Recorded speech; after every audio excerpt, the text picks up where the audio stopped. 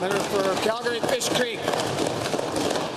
Mr. Speaker, when introducing the infamous Bill 6, this government handled the process so poorly that thousands of Albertans protested across the province and on the steps of this legislature before the government dispatched their ministers to actually speak with Albertans. A novel idea indeed.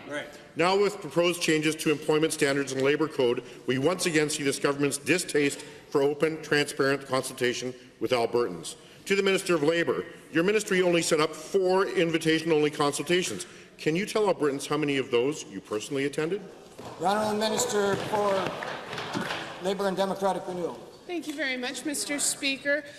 We are very proud to have embarked on a review of Alberta's workplace legislation because it has not been reviewed since 1988, since Tom Hanks starred in the movie Big, Mr. Speaker.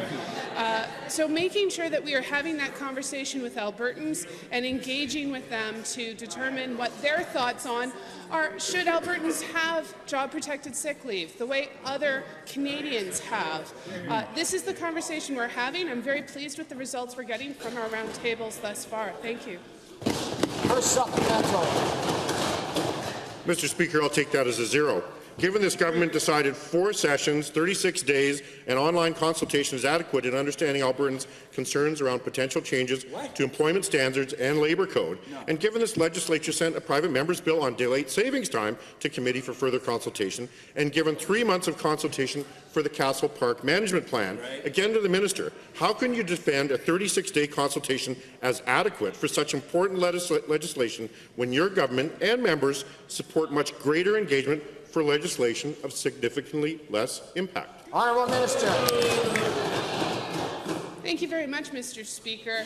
Our government believes in consulting adequately for each issue. In the case of our Employment Standards and Labour Relations Code, we are asking some very focused questions. We are asking Albertans whether they believe compassionate care leave that other Canadians have access to, Albertans should have access to leave of the same length. We are asking about job-protected sick leave. We are asking some very targeted questions, both online, where over 3,000 Albertans have submitted their opinions, and in roundtables.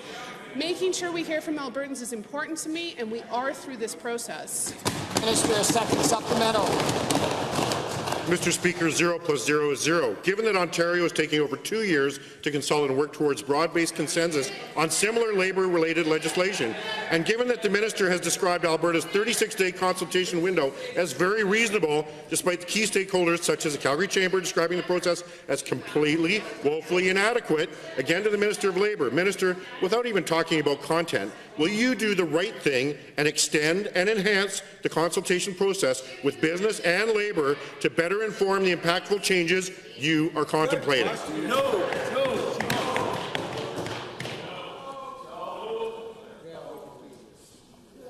Can't exactly tell, but there's a very loud voice coming back from that corner. I'd ask that you contain your volume, please. Honourable Minister. Thank you very much, Mr. Speaker.